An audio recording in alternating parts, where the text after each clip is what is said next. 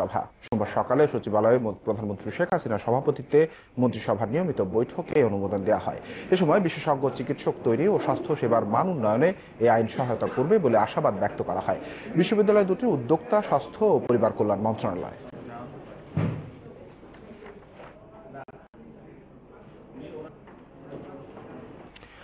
চট্টগ্রাম থেকে বিস্ফোরক ও গ্রেনেড তৈরির সরঞ্জাম সহ জেএমবির চট্টগ্রাম জেলা প্রধান ইরশাদ হোসেন ওরফে মামুনকে আটক করেছে মহানগর পুলিশ।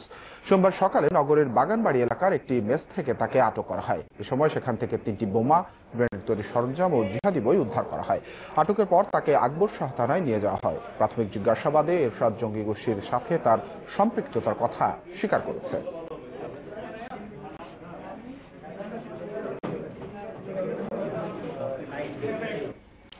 দেশে চলমান সহিংসতার জন্য বিএনপি জামায়াতের পাশাপাশি আন্তর্জাতিক জঙ্গি গোষ্ঠীর ষড়যন্ত্রকেও দায়ী করেছেন প্রধানমন্ত্রী উপদেষ্টা এইচ.ডি. ইমাম।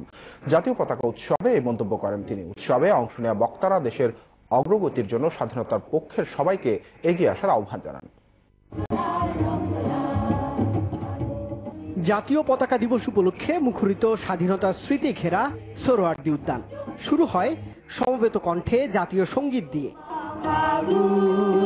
পতাকায় বিপ্লব, পতাকায় গৌরব স্লোগানে এই উৎসবে যোগ দিয়ে জাতীয় পতাকার প্রথম ডিজাইনার শিবশঙ্কর দাস তাঁর স্মৃতি রোমন্থন করেন। পতাকাটা দেশের আপামর জনসাধারণের সমস্ত কৃতিত্ব, সেই সংগঠনের নেতৃবৃন্দে আমার কিছুই নেই। আমাকে হুকুম করা হয়েছে এই কাজটি করবার জন্য, আমি করেছি। এ সময় দেশের চলমান সহিংস রাজনীতির তীব্র সমালোচনা